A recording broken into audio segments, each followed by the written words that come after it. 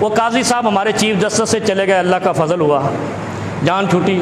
وہ عدالت میں بیٹھ کر کہا کرتے تھے میں نہیں آپ کی درخواست سنتا، تم کیا کر لو گے؟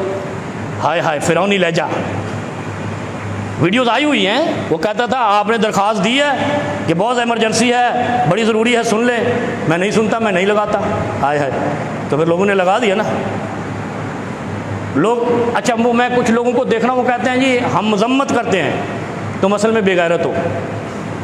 فرعون کی مذمت کوئی مومن نہیں کر سکتا۔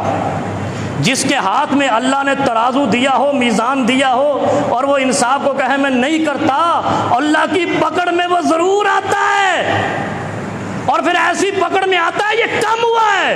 میں دیکھ دیکھ کر حیران ہوں پاکستان کی ویڈیوز، رونا آتا ہے کس طریقے سے ماؤں بہنوں بیٹیوں کی تذلیل کی گئی ہے، کس طریقے سے گھسیٹا گیا ہے، اور ان پر ایک لعنت پڑی، کہتے ہیں لعنت پڑنے کی مذمت کرتے ہیں۔ اصل میں تمہارے اندر حیا ہی نہیں ہے۔ اگر تمہارے اندر حیا ہوتا ہے دلو یا اقرب للتقوی، للتقوی، تقوی سے مراد یہ ہے کہ جس کے اندر اللہ کا خوف ہے وہ ناانصافی نہیں کرتا۔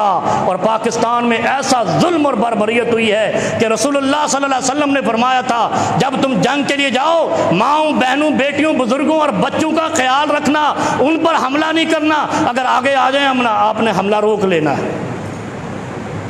دین کے دشمنوں کی بھی بیٹیوں کا خیال رکھنے والا اسلامی جمہوریہ پاکستان کا چیف جسٹس، اس کی ناک کے نیچے یہاں عورتوں کے آنچل چھینے گئے، کشمیر اور غزہ کے مسلمانوں کو لوگ روتے ہیں، یہاں پہ کتنی عزتیں تار تار ہوئی، اس چیف جسٹس کے اوپر جوں تک نہیں رینگی، ایک لعنت پڑی ہے۔ میں کہتا ہوں اس کے ساتھ اللہ نے وہ کرنا ہے جو اس کی ناک کے نیچے پاکستان کی خواتین کے ساتھ ہوا۔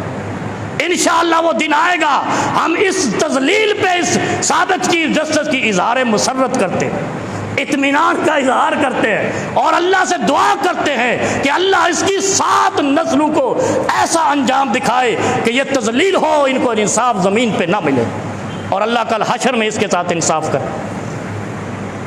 اللہ رب العالمین ظالموں کے ظلم سے اور ناانصافیوں سے پاکستانیوں کو محفوظ رکھے۔ عباد